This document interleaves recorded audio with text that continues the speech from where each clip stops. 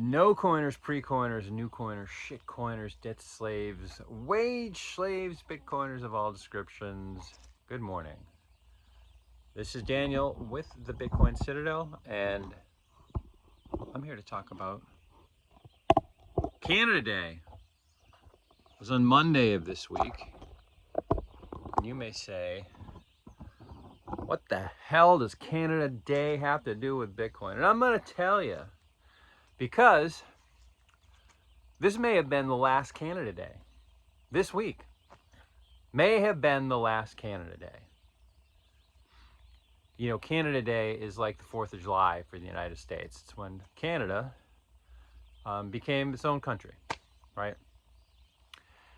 And as you know, if you've watched some of my earlier videos, I follow the authors of The Sovereign Individual, in that I think that the nation state as a political unit is coming to an end.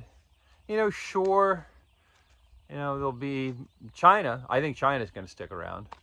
I think the other ones are going to be less and less important, less and less powerful. And I know that's, some people are going to say, of course they are less and less powerful. This has been a trend that's been going on for a long time. And it has, because the information age has been going on for a long time. And now, with the advent of Bitcoin and AI, it's in full gear, right?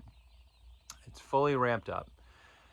And I don't think the nation state is going to be the political unit that it is now. That form of, you know, of the organization of the mega political situation, as they say in the Sovereign Individual, is not the same in the information age as it was in the industrial age. And the huge nation states like the welfare states of the West and the communist states, of which China is the only last man standing, right? Those aren't going to be the units that we're going to use moving forward. And unfortunately, I think Canada is in the crosshairs right now, because they're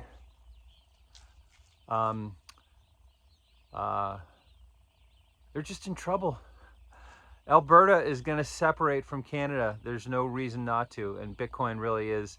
The separation of money and state is going to be apparent in Canada, because Alberta, I don't know if you know much about Canada. I learned all of this from Nolan Bowerly on his podcast, The Breakup, and now The Great Awakening. But he is a great storyteller, and he explains how the money works in Canada. And to, you know, simplify things, each province in Canada, which is like the states in the United States, has to pay money to the federal government based on how much money that state makes. And since Alberta has all that oil money, they make a lot of money. They're the two richest provinces in Canada are Quebec and Alberta. And Alberta in particular is screwed, because they have to pay all kinds of money to Canada, which is redistributed to the provinces that are not as rich. Now, Quebec is a special case, because a lot of you guys know that Quebec had a strong separatist movement. Quebec is the province that speaks French. They have their own very strong identity. And they're a rich province too. They have so much hydroelectric energy and so many resources in Quebec. They're almost like Texas is in the United States, right? And back in the 70s and 80s and into the 90s, they threatened to separate from Canada, and they came real close. And when they decided to stay, and Canada decided to come up with this scheme of taking money from the rich provinces and giving it to the poor provinces, they were clever enough, and they had enough political clout, that hydro money is not counted toward Quebec's, you know, gross domestic product. So they actually get money from Canada instead of having to pay money to Canada, like Alberta, right? So Alberta's in a bad spot. And Alberta's also, Canada is in the United States, we have blue and we have red. And that's the liberals and the conservatives. In Canada, the colors are reversed, but it's the same thing, right? Canada is a very woke country. They're very, they would have loved Kamala Harris. They actually elected Carney in Canada. You know what I'm saying? But Alberta's not like that. Alberta's not, Alberta is a populist province, right?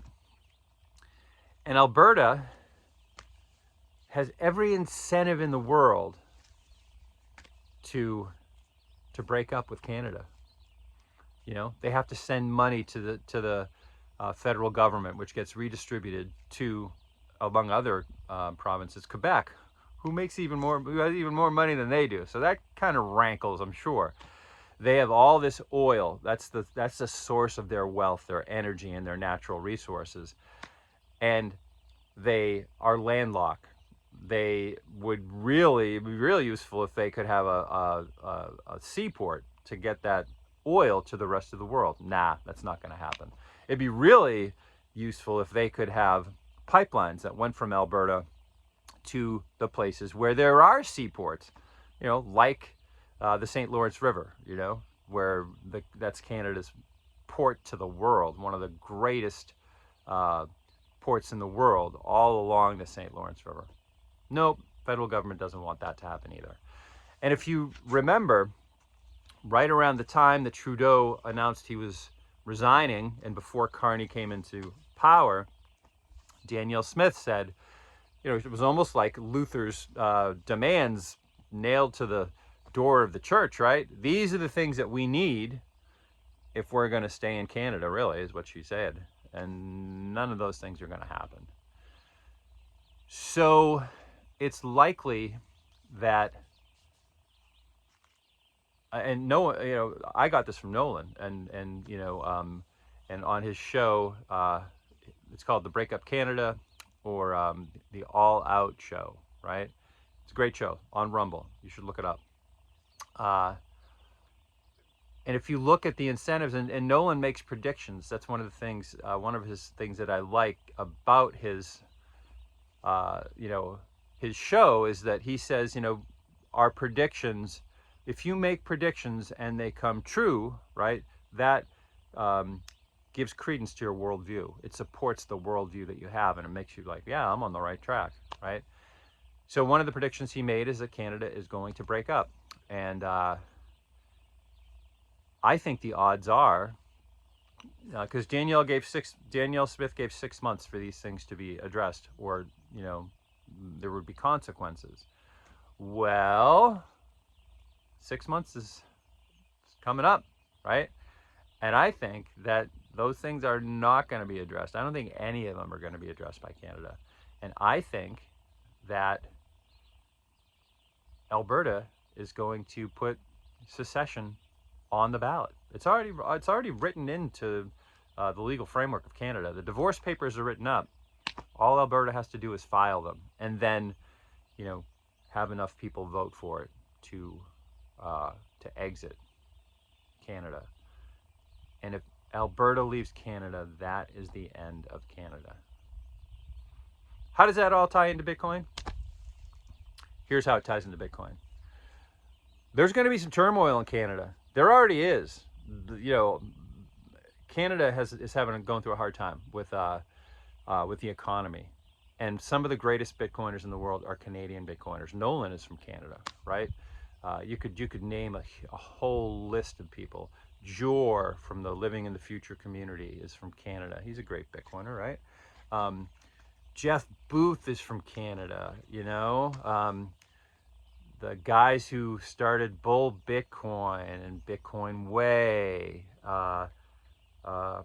Samson Mao, Canadian, NVK, Canada, right? So Canada is full of Bitcoiners. These Bitcoiners these people know that Canada is in trouble, and they need the best money in the world, where they can put their time and energy and know that it's going to be there for them in the future. So Canada, great test case for Bitcoin, great test case for the thesis of the sovereign individual, that in the information age, the nation state is going to lose. So let's keep an eye on it.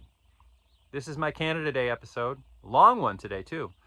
If you want to book a session with me, a one-on-one, go to the bitcoincitadel.net. My calendar is in there. You can just click on it. And I will do a one-on-one with you, and I'll help you do things like set up a wallet on your phone, a hot wallet.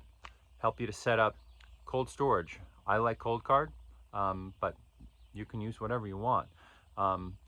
And to talk about what your Bitcoin journey looks like and how we can help you on the way. All right, peace.